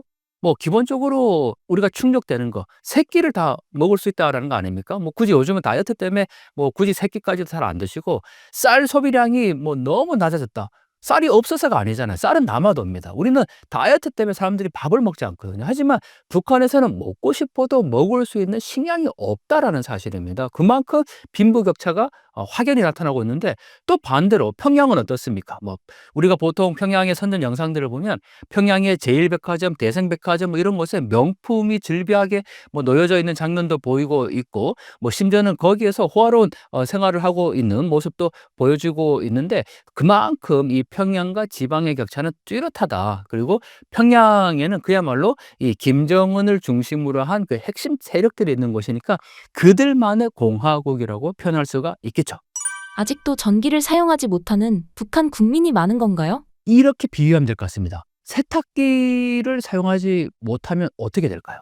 지금은 건조기까지 이제 나오고 있는데, 자, 세탁기는 당연히 전기가 있어야 되는 거죠. 북한 주민들, 특히 한겨울에도 압록강이나 두만강에 가서 빨래를 하고 있는 여성들을 쉽게 볼 수 있습니다. 왜냐하면 전기가 없으니까 당연히 세탁기를 돌릴 수도 없고, 또 세탁기를 살 수 있는 경제적인 상황이 안 된다라는 거죠. 아니, 전기가 없는데 세탁기를 어떻게 돌리겠습니까? 그러니 결국은 뭐 수백 미터나 되는 강변까지 가서 빨래를 해야 되는 거고, 한겨울에 그거를 또 말리려면 얼마나 고통스럽겠습니까? 또 이 기본적으로 전기가 없다라는 것은 생활 자체가 어렵다라는 거죠. 뭐 밥을 하려고 해도 당장 전기밥은 못 돌리잖아요. 여러분들 지금 그냥 전기를 정말 1시간만 안 쓰면 북한 주민들이 어떻게 살아가고 있는지를 체험해 볼 수 있을 것 같아요. 정말 너무나도 불편한 정도가 아니겠죠. 사람이 살아갈 수 없는 구조인 거고, 또 전기가 없다라는 거는 기본적으로 생활도 그렇지만 사람이 누릴 수 있는 어떤 이 사회적인 활동 자체가 불가하다라고 보면 됩니다. 하지만 며칠 전에 나왔던 뭐 북한의 그 평양에서 화성지구 3단계 산림집 준공식에 보면 정말 평양에, 야, 정말 저렇게 화려할 정도로 레이저로 화려한 조명으로 장식을 해 놓은 걸 볼 수가 있습니다.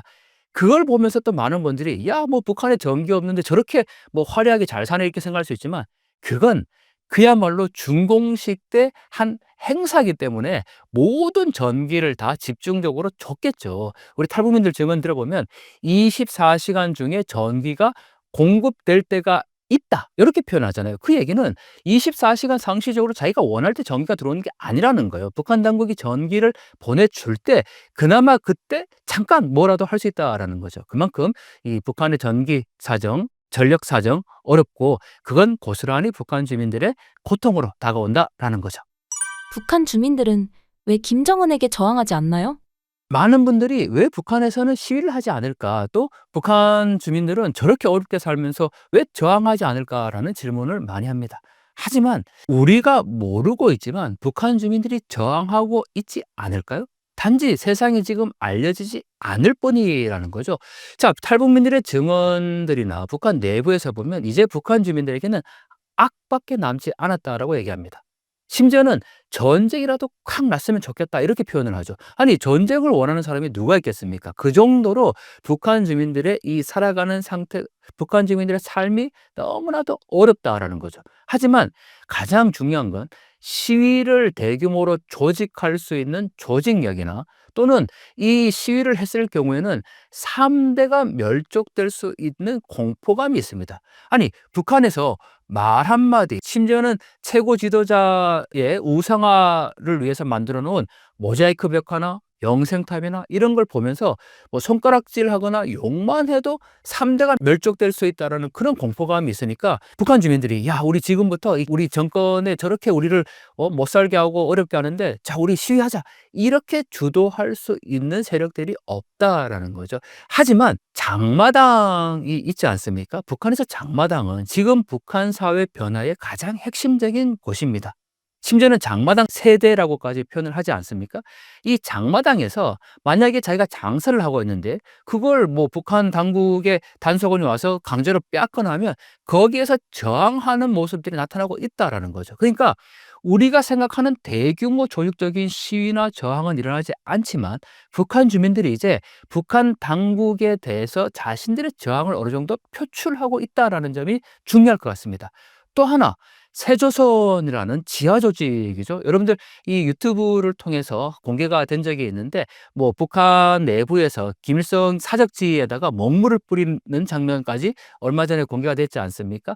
저는 그거 진위 여부가 뭐 여러 가지 논란이 있긴 하지만 저는 그게 사실이라고 보고 있고, 북한 내부에서 이렇게 자생적인 지하 비밀 조직들이 생겨나고 있다라는 점에 저는 굉장히 큰 변화의 포인트가 있다고 생각을 합니다. 그래서 어떻게 하면 이 북한 주민들을 깨울 수 있고 그들의 눈과 귀를 열어주기 위해서 어떻게 해야 될 것인가를 고민해야 된다라는 거죠.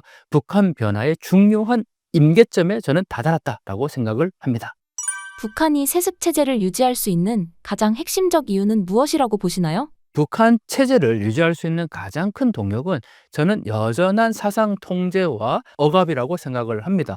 북한의 어릴 때 아이들에게 계속해서 사상을 주입하고 있고, 또 무엇보다 이 조직 생활을 하지 않습니까? 한 인간이 태어나서 죽을 때까지 반드시 조직 안에 가입이 되어 있습니다. 그리고 그 조직은 오로지 최고 지도자에게 충성을 하는 단체와 조직으로 되어 있다라는 거죠. 이러한 하나의 연결고리가 북한 체제를 유지시킬 수 있는 하나의 동력이 되는 거고, 또 우리가 뭐 너무나도 잘 알고 있는 북한의 보위부, 정말 옆에 있는 누가 감시원인지를 알지 못한다라고 할 정도로 촘촘하게 짜여있는 감시 체제, 국간 체제를 움직이고 있는 하나의 시스템이라고 할 수가 있겠죠. 하지만 저는 이 시스템이 점점 균열되고 있고 그 틈새가 발생하고 있다고 생각을 합니다.